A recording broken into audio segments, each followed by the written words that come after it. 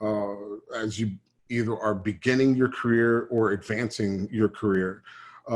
Things like Security Plus and Linux Plus are kind of staples. They're kind of, absolutes.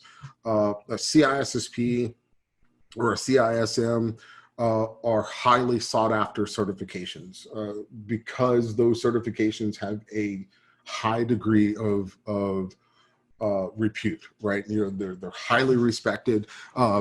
People that can pass those exams have shown an absolute proficiency to know kind of what they're doing with things. Certified ethical hacker is I think going to be around for a good long time. It's one of those, depending on what position I'm hiring for, it really depends on how much weight I give the certified ethical hacker certification, but it is absolutely a certification that I use as a delimiter, right? All things being equal, right? If I have two equal candidates, one has a CEH and one does not, I have a tendency to lean towards a CEH. Now, some of that may be just some biases on my part, because when I first entered the DoD, my first job for 3 years in the DoD, I was working on red teams, so I kind of lean towards that way, but kind of take that with a grain of salt. One that is you may find unusual or even surprising, that if you have the ability, I highly recommend at least exploring, is going and getting a Splunk architect certification. The world is moving, and well, has moved to big data analyzation.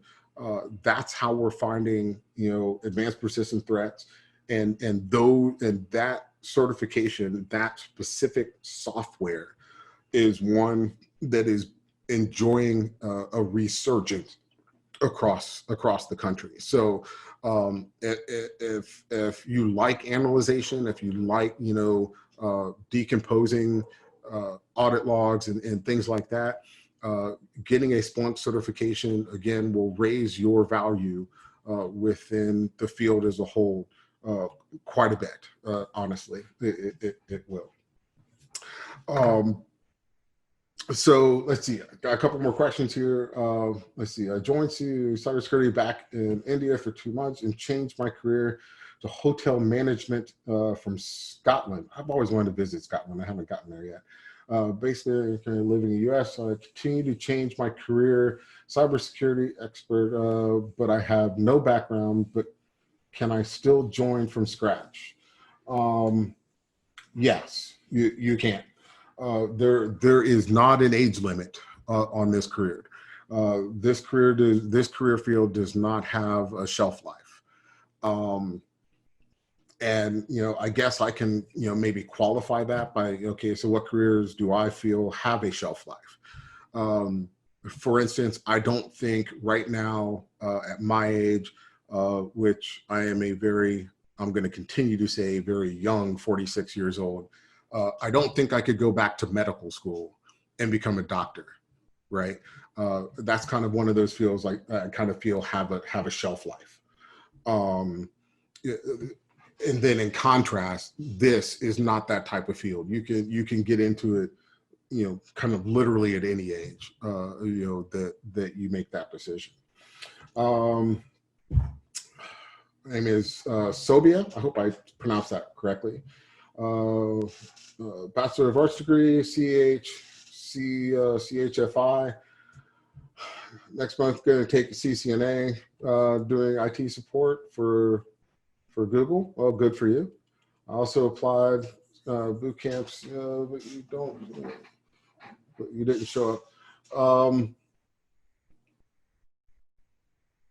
So I'm not sure what you're asking. Let's see. I also applied for security boot camp in your university, but you don't show up.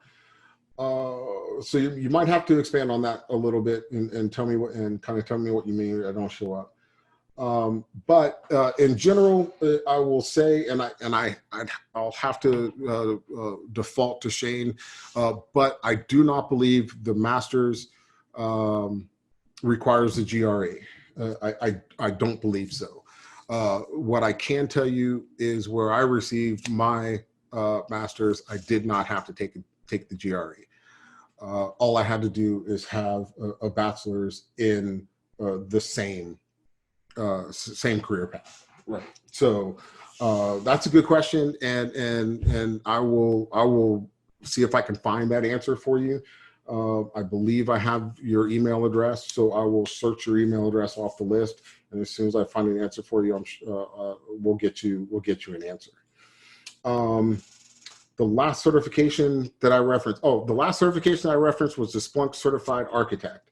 That is an outstanding certification, not super hard to get. If you've ever dealt with any type of data analyzation, it is fairly pedestrian to attain, and a lot of employers are starting to search for Splunk certified professionals. So yes, I can. What are the skills that are absolute? Absolute skills or areas, right? I guess would be best for me to say. Intrusion analysis, malware analysis. Those are kind of more detailed oriented skill sets. People that like to tear apart code and tear apart audit logs and things like that. Those types of skills, analytical skills, will help you achieve. Programming skills. If you've ever been interested in writing programs or writing applications or anything like that, they're always looking for programmers. Not necessarily programmers that quote unquote are good programmers. The market has shifted to people that just know how to program. They know the language, but they pay attention to security ahead of necessarily application, right? Risk analysis and security analysis, those are people that are more broad-based, right? They take a more macro look at things.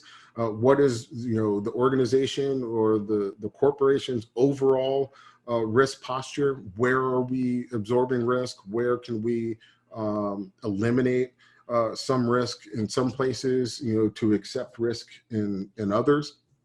So most all of those types of positions, risk analysis and security, security risk analysis, they're very macro based types of skill sets.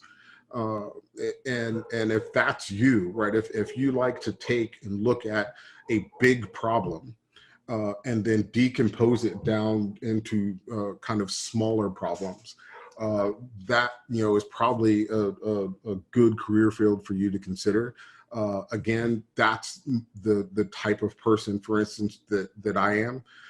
I like to, all the organizations that I've taken over in the last 5 years of my career or so, they were just broken organizations.